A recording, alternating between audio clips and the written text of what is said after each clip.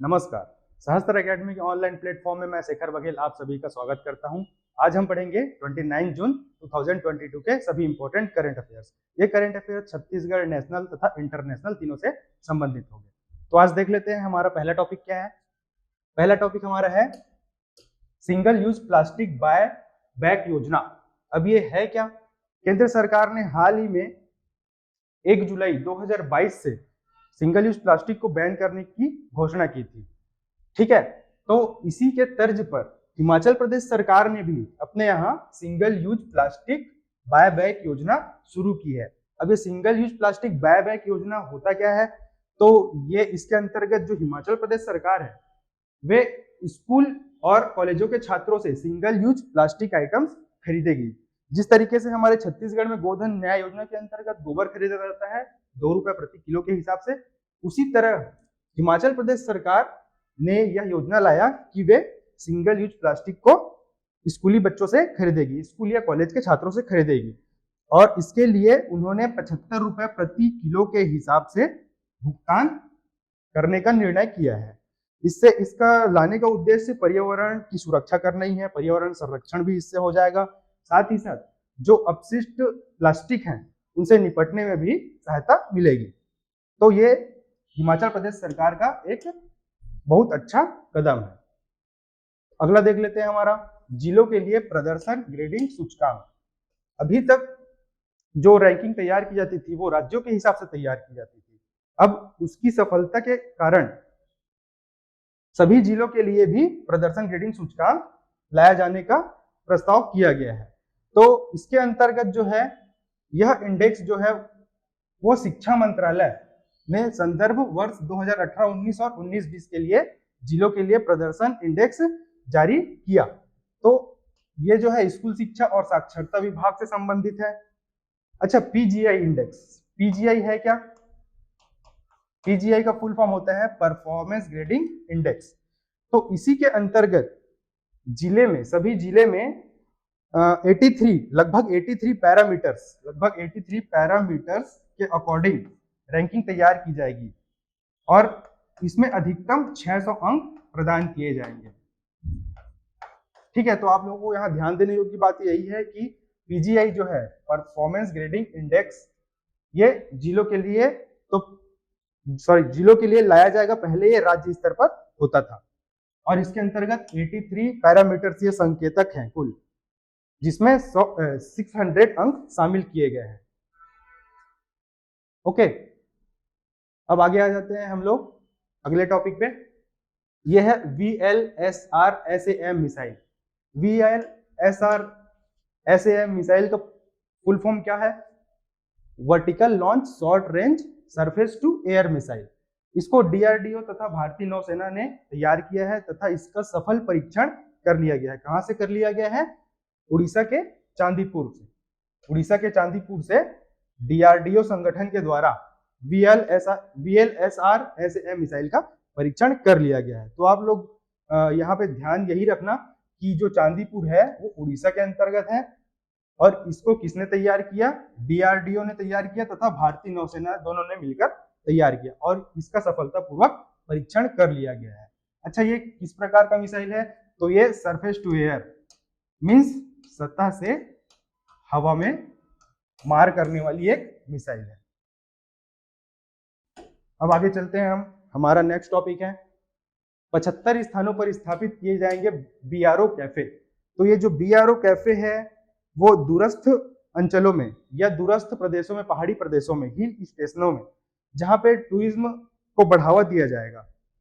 तो इसके अंतर्गत कैफे खोलने का उद्देश्य ये था कि जो टूरिज्म है, बच्चे, बूढ़े, विकलांग, उनको बुनियादी सुविधाएं प्रदान की जाए। जैसे 2 पहिया 4 पहिया वाहन है उसके पार्किंग के लिए स्थान आवंटित किया जाएगा। साथ ही साथ जगह जगह पर कैफे खोला जाएगा, रेस्टोरेंट, होटल तथा टॉयलेट्स की भी सुविधाएं प्रदान की जाएगी। तो इससे क्या होगा? इससे हमारे पर्यटन क्षेत्र को बढ़ावा भी मिलेगा, साथ ही साथ बीआरओ कैफे के अंतर्गत सभी बुनियादी सुविधाएं उनको प्राप्त हो जाएगी।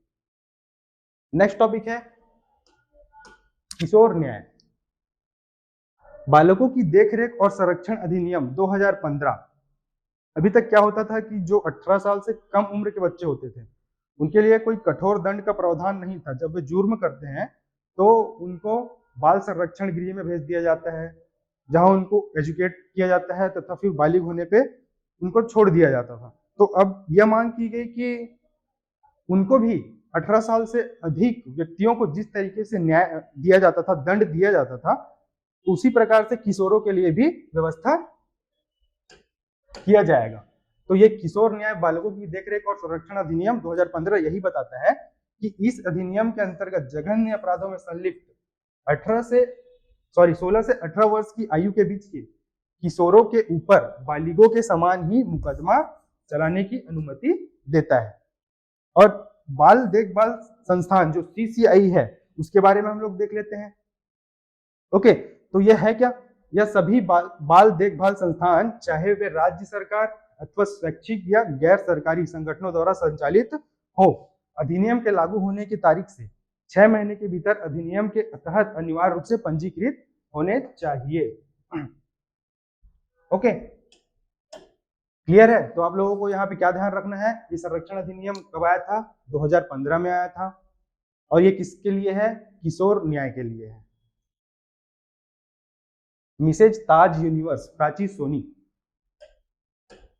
मिसेज ताज यूनिवर्स प्राची सोनी जो कि धमतरी जिले की निवासी है, इन्होंने यह खिताब अपने नाम किया तथा यह इस प्रतियोगिता को जीतने के बाद आगे होने वाले एक अंतरराष्ट्रीय स्तर पर प्रतियोगिता जो होने वाली है, जो दुबई में आयोजित होगी, उसमें यह भाग लेंगी।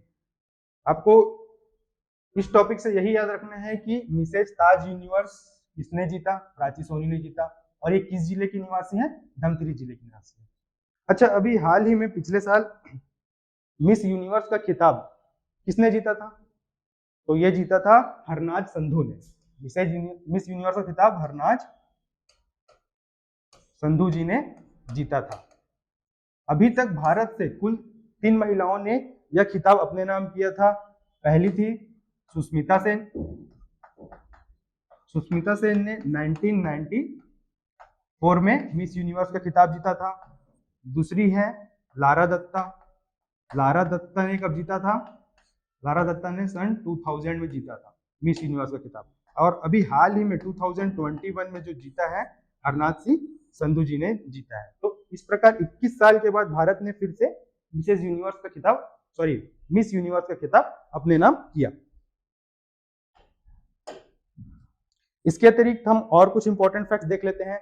इससे पहले 2021 में 28 राज्यों की महिलाओं के बीच हुई स्पर्धा में प्राची सोनी ने दादा फाल्के आइकॉन अवार्ड में तीसरा स्थान हासिल किया था। ओके, अभी हाल में दादा फाल्के आइकॉन अवार्ड किसको दिया गया है? तो वह दिया गया है किरणमयी नायक को। ये आप लोग याद रखना साथ ही साथ।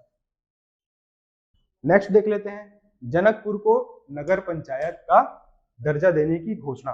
अभी हाल ही में हमारे छत्तीसगढ़ प्रदेश के मुख्यमंत्री श्री भूपेश बघेल ने एक चौपाल में घोषणा की कि जनकपुर को नगर पंचायत का दर्जा दिया जाएगा। अच्छा, यहाँ पे ध्यान देने योग्य बात ये है कि जनकपुर जो है वो किस जिले के अंतर्गत है? तो आप लोग बताएंगे कोरिया जिले के अंतर्गत है। तो कोरिया जिले के भरतपुर सोनहत विधानसभा क्षेत्र में मुख्यमंत्री ने अनेक घोषणाएं की है। बहरासी गांव की चौपाल में मुख्यमंत्री ने जनकपुर गांव को नगर पंचायत देने की भी घोषणा की है। इसके अंतर्गत ये और इसलिए फेमस है, यहाँ पर रामदहा नामक स्थान फेमस है। यह क्या है? एक वाटरफॉल है, जलप्रपात है। रामदहा में बहुत ही सुंदर वाटरफॉल है। तो आप लोग देख सकते हैं कि यहाँ पे पर्यटन की दृष्टि से भी ये जो टॉपिक है वो इम्पोर्टेंट है, यहाँ से भी क्वेश्चन निकल के आएंगे। साथ ही साथ ये भी पूछ सकता है कि जनकपुर जो है वो किस जिले के अंतर्गत है और मुख्यमंत्री भूपेश बघेल जी ने क्या बनाने की वहां पे घोषणा की है? नगर पंचायत बनाने की घोषणा की है कि नगर निगम बनाएंगे, नगर पालिका परिषद बनाएंगे? ये आप लोग ध्यान रखना, नगर पंचायत का दर्जा दिया जाएगा। इसके अंतर्गत और भी घोषणाएं की गई है, उसको हम लोग एक एक करके देख लेते हैं। तो क्या घोषणाएं की गई है? सभी गांवों में देवगुड़ी के निर्माण के लिए 5-5 लाख रुपए की स्वीकृति। ठीक है। सेकंड क्या है? हायर सेकेंडरी स्कूल का नया भवन बनेगा। थर्ड क्या है? जनकपुर कोटाडोल सड़क के प्रभावितों के मुआवजे के लिए 3 करोड़ रुपए की इन्होंने घोषणा की है। नेक्स्ट क्या है, माड़ी सराय में विद्युत उपकेंद्र बनेगा, विद्युत उपकेंद्र। नेक्स्ट क्या है, बिजली विहीन 26 गांव में बिजली पहुंचाई जाएगी। उसके बाद क्या है, कोल्हारी में जिला सहकारी बैंक की शाखा भी खोली जाएगी। इसके अतिरिक्त है, केल्हारी में स्वामी आत्मानंद अंग्रेजी माध्यम स्कूल खोला जाएगा। अच्छा, आप लोग स्वामी आत्मानंद के बारे में भी जानकारी रखना, क्योंकि ये आपके मेंस पॉइंट ऑफ व्यू से भी इंपॉर्टेंट हो जाता है। 2 नंबर 4 नंबर का क्वेश्चन ये पूछ सकता है कि स्वामी आत्मानंद जी के बारे में संक्षेप में बताइए। तो आप लोग क्या बताएंगे, स्वामी आत्मानंद जी जो है वो रायपुर जिले के बरबंदा ग्राम से संबंधित है। वे छत्तीसगढ़ के स्वतंत्रता संग्राम सेनानी भी थे। और जो स्वामी आत्मानंद है, उन्होंने सिविल सेवा परीक्षा की रिटर्न एग्जाम तो क्लियर की थी, परंतु वो इंटरव्यू में शामिल नहीं हुए थे। और वे किस लिए नहीं हुए थे, क्योंकि वे जो है वह स्वामी विवेकानंद से अत्यधिक प्रभावित थे। वे समाज सेवा के क्षेत्र में अपना जीवन देना चाहते थे, तो इसीलिए उन्होंने रायपुर और नारायणपुर 2 जगह पर स्वामी रामकृष्ण मिशन की भी स्थापना की थी। तो आप लोग ये इंपॉर्टेंट फैक्ट्स याद रखते चलिएगा, ये आप लोगों के लिए बहुत इंपॉर्टेंट है। नेक्स्ट देख लेते हैं, इस्कंदर एम मिसाइल प्रणाली। अब ये इस्कंदर एम मिसाइल प्रणाली जो वो है क्या, इसके बारे में हम लोग देख लेते हैं। तो रूस के द्वारा बेलारूस को इस्कंदर एम प्रणाली की मिसाइल सिस्टम स्थानांतरण करने की घोषणा की गई है। तो ये जो मिसाइल है उसका मुख्य उद्देश्य क्या है, तो ये क्या करता है, तो यह मिसाइल प्रणाली जो है वो परमाणु और पारंपरिक संस्करणों में बैलिस्टिक या क्रूज मिसाइलों के उपयोग से संबंधित है। साथ में आप लोग ये याद रखना कि इसको नाटो द्वारा SS-26 स्टोन फोर्ड के रूप में नाम दिया गया है। अब यहाँ पे नाटो आ गया। अब नाटो के बारे में भी आपको जानकारी रखना चाहिए, नाटो है क्या। नाटो जो है नॉर्थ अटलांटिक ट्रीटी ऑर्गेनाइजेशन है। इसका जो हेडक्वार्टर है वो कहाँ पे है, ब्रुसेल्स में है, ब्रुसेल्स बेल्जियम। क्लियर। इसकी जो स्थापना हुई थी 1949 में हुई थी। ओके, और ये मुख्य रूप से नाटो जो है उसकी स्थापना किस लिए की गई थी, कि ये जो करता है कि ये नाटो जो है वो उसमें स्थायी तथा अस्थायी दोनों सदस्य देश शामिल हैं। तो जो स्थायी सदस्य देश इसमें शामिल हैं, अगर उन देशों पर कोई बाहरी देश जो शामिल नहीं है वो आक्रमण कर देता है, तो इसके स्थायी सदस्य पूरे मिलकर उस पर आक्रमण कर देते हैं। अभी आप लोग देखे ही होंगे कि रूस यूक्रेन का जो युद्ध है वो अभी तक थमा ही नहीं है, अभी तक चल ही रहा है। तो उसको भड़काने के लिए नाटो का एक महत्वपूर्ण इसमें योगदान रहा है। तो आप लोग यहाँ पे इंपॉर्टेंट पॉइंट यही है कि यह जो मिसाइल है वो रूस के द्वारा बेलारूस को स्थानांतरित किया जाएगा, और जो नाटो है उसके द्वारा नाम क्या दिया गया है, कोड नेम जो है SS-26 है। ठीक है, आप लोग ये याद रख सकते हैं। नासा, नेक्स्ट टॉपिक है हम लोग का नासा। Cap stone. अभी कैप स्टोन होता क्या है इसके बारे में हम लोग देख लेते हैं। इसका पूरा फुल फॉर्म है cellular autonomous positioning system technology operations and navigation experiment. यह एक नासा का मिशन है जिसके अंतर्गत क्या होगा, 25 किलोग्राम वजन वाला माइक्रोवेव ओवन आकार का क्यूबसेट कैप स्टोन के हिस्से के रूप में एक अद्वितीय अंडाकार चंद्र कक्ष का परीक्षण करने वाले पहले अंतरिक्ष यान के रूप में कार्य करेगा। तो ये मुख्य रूप से किस लिए है, चंद्रयान कक्षा का परीक्षण करने के लिए। आप लोगों को क्वेश्चन इस तरह से पूछ सकता है कि नासा के द्वारा जो एक मिशन चलाया गया हाल ही में उसका नाम क्या है, तो कैप स्टोन है। और कैप स्टोन जो है किससे संबंधित है, तो आप लोग आंसर करिएगा, चंद्र कक्षा के परीक्षण से संबंधित है। तो इसमें ध्यान देने वाली बात यही थी जो आपको याद रखनी है। आज का हमारा लास्ट का टॉपिक है सिडनी मैकलॉगलिन, जिन्होंने 400 मीटर दौड़ में जीत हासिल की और एक विश्व रिकॉर्ड दर्ज किया। यह दौड़ इन्होंने 51.41 सेकंड में कंप्लीट किया। इसके पहले तक 400 मीटर की दौड़ को पूरा करने में इससे अधिक समय लगता था, जिसको उन्होंने तोड़ा और उन्होंने केवल 51.41 सेकंड में ही पूरा कर लिया। इसके अंतर्गत और दूसरा पॉइंट देख लेते हैं हम लोग, और इंपॉर्टेंट फैक्टर्स में क्या हो सकते हैं। सिडनी ने 1 साल पहले अमेरिका ओलंपिक ट्रायल में 51.90 सेकंड में कंप्लीट किया था। उसके बाद केवल टोक्यो में उस आंकड़े को तोड़ने के लिए 51.46 में स्वर्ण प्राप्त किया था। अब फिर से इन्होंने क्या किया, अब 0.05 सेकेंड और कम कर दिया इन्होंने, और 51.41 सेकेंड में इन्होंने फाइनल जीत लिया। इसके अतिरिक्त आप ये भी याद रखना कि ये जो सिडनी मैकलॉगलिन है, इन्होंने ओलंपिक में भी स्वर्ण पदक जीता हुआ है। Okay, clear. तो ये था हमारे आज के इंपॉर्टेंट करेंट अफेयर्स। तो कल मिलते हैं हम लोग नए करंट अफेयर के साथ, तब तक के लिए धन्यवाद।